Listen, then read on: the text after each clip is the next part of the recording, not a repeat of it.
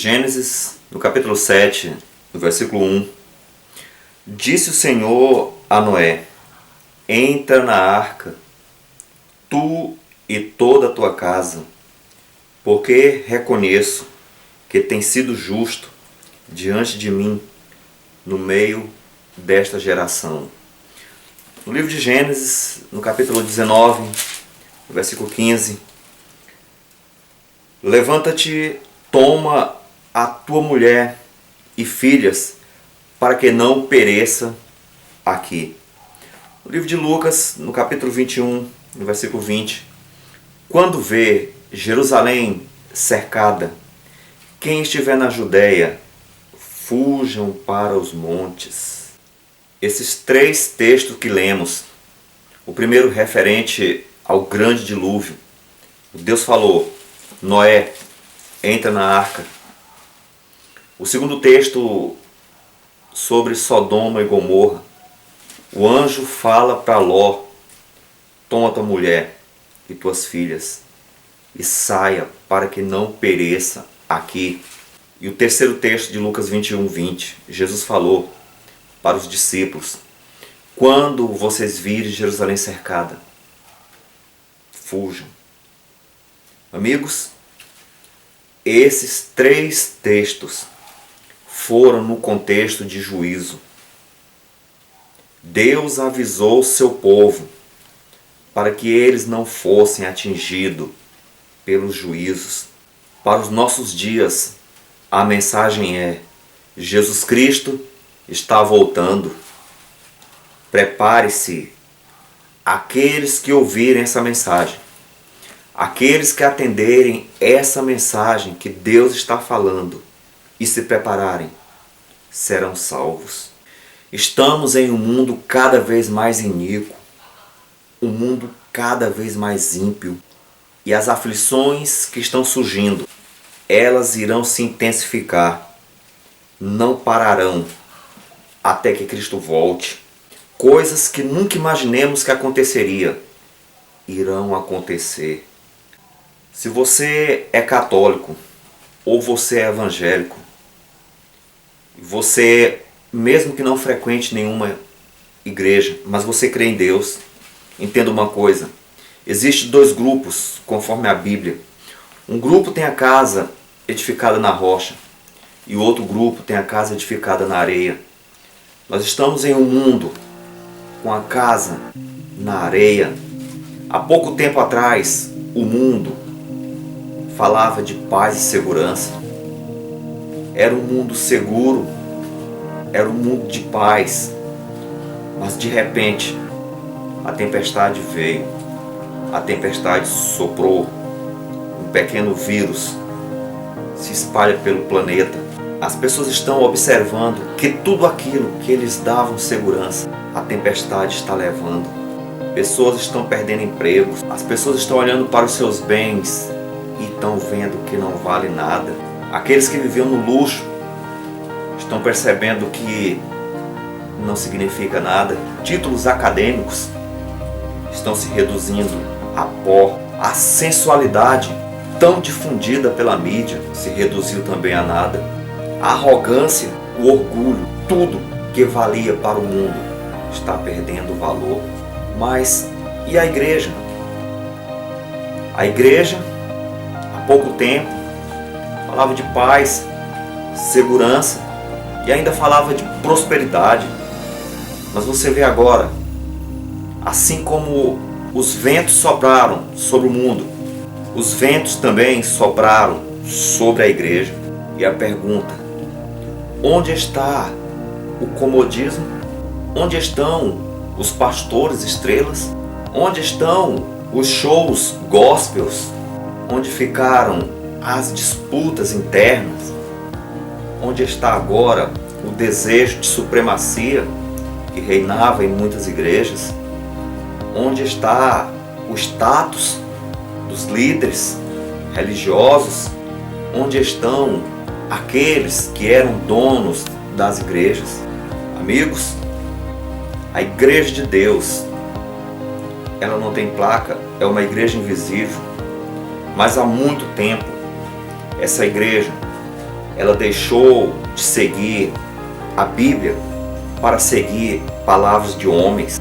O mesmo pecado que teve na época de Cristo é o mesmo pecado que está assolando a igreja nos dias atuais. Quando Jesus Cristo veio ao mundo, as pessoas, ao invés de pesquisarem nas Escrituras sobre o Messias, eles correram nos líderes. E os líderes simplesmente falaram: esse não é o Messias. E muitos deixaram de crer em Jesus Cristo. Hoje ocorre o mesmo.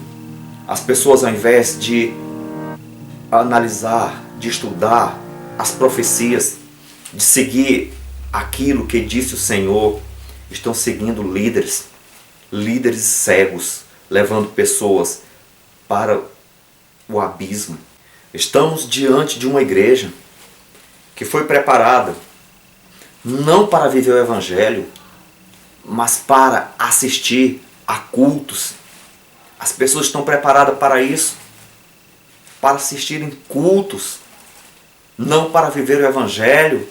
Estamos vivendo dias que não se pode sair para doar uma Bíblia, porque as pessoas têm medo de que aquela Bíblia esteja contaminada por vírus.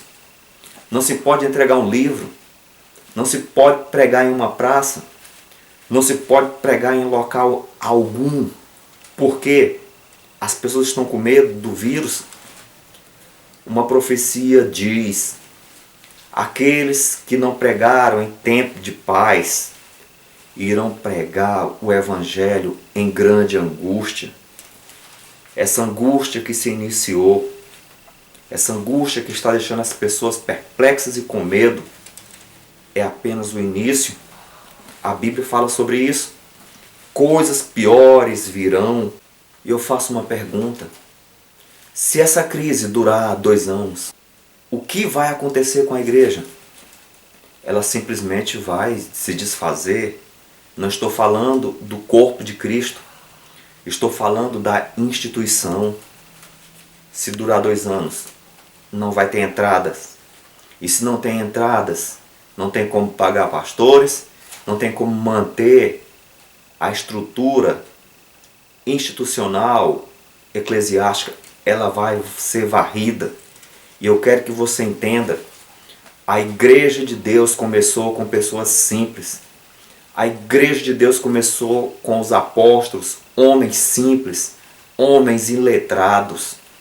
E da mesma forma que a igreja começou, ela vai terminar.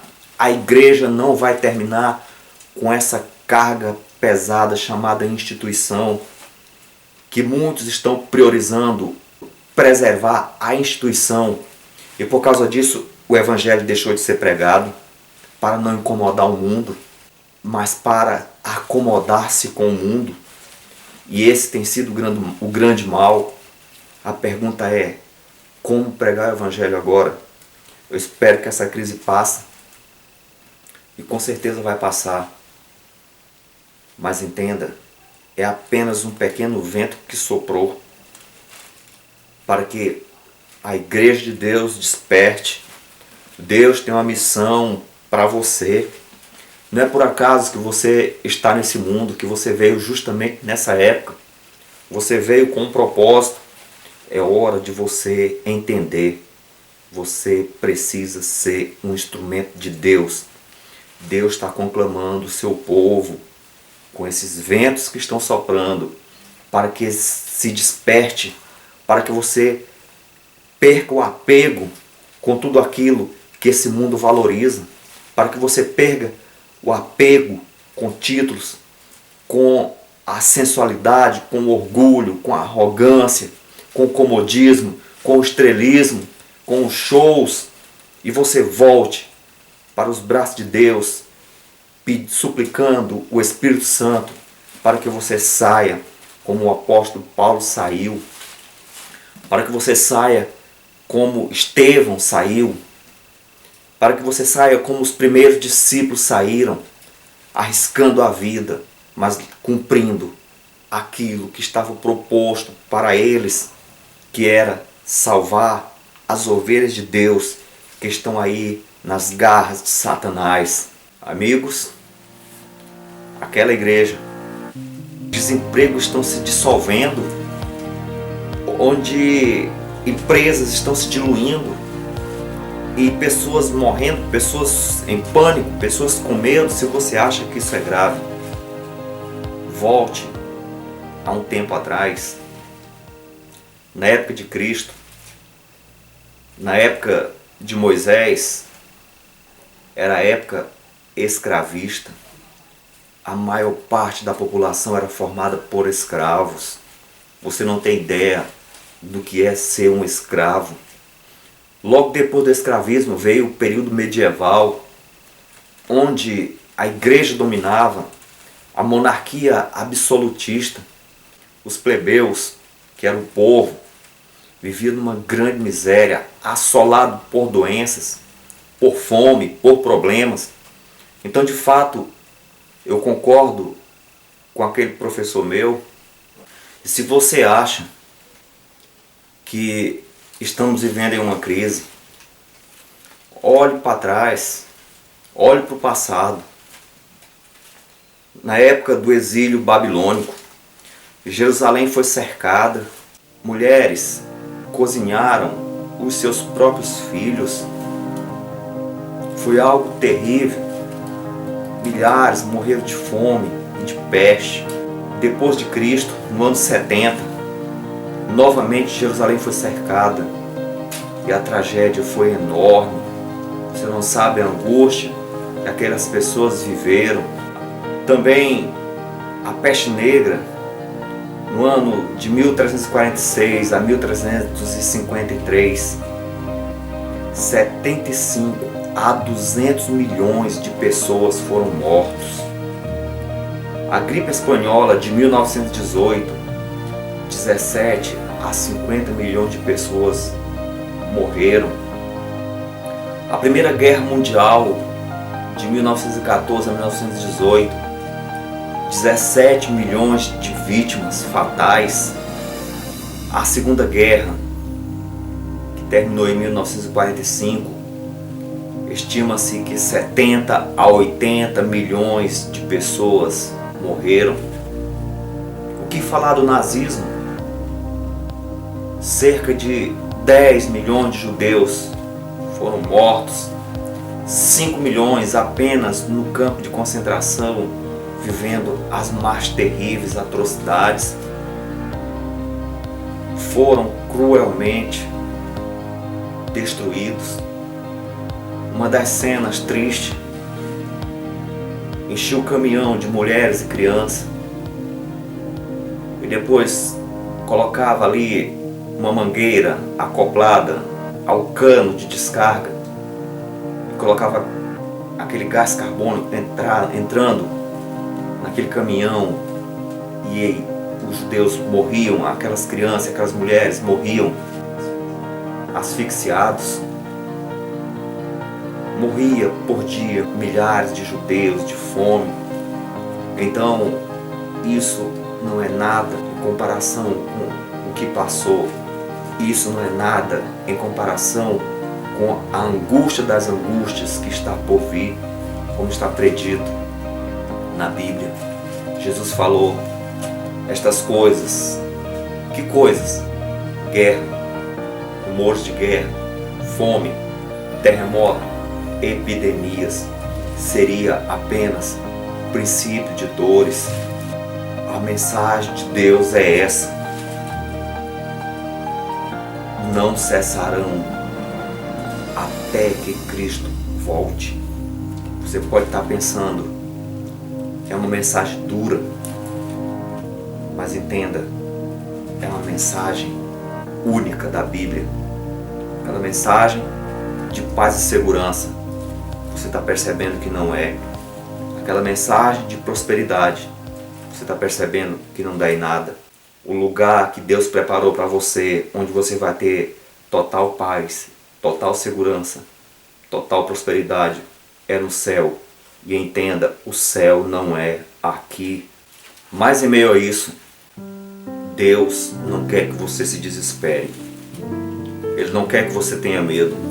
365 vezes na Bíblia tem a frase: não temas, não temas, não temas, porque eu sou teu Deus. A menos que você tenha a casa na areia, mas se você tem a casa edificada na areia, aproveite esse momento para edificar na rocha.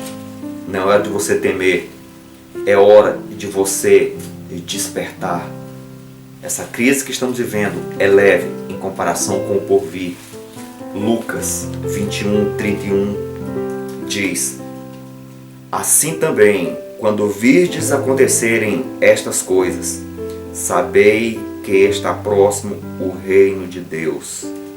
Então, essas coisas é para que você entenda, é hora de despertar. Esses juízos é para a salvação, é para que você e eu busque mais a Deus e cumpra o que de fato Ele tem para você e tem para mim. Ó Senhor, momentos difíceis estamos vivendo, mas a Tua palavra diz, Senhor, com Tua voz de amor, não temas. Ó Deus, dai-nos o poder do Espírito nessas últimas horas deste mundo, para vivermos a Tua mensagem, não para sermos meros assistidores de culto, mas para sermos instrumento Teus, para ser cumprido em nós aquilo que Tu planejou, em nome de Jesus.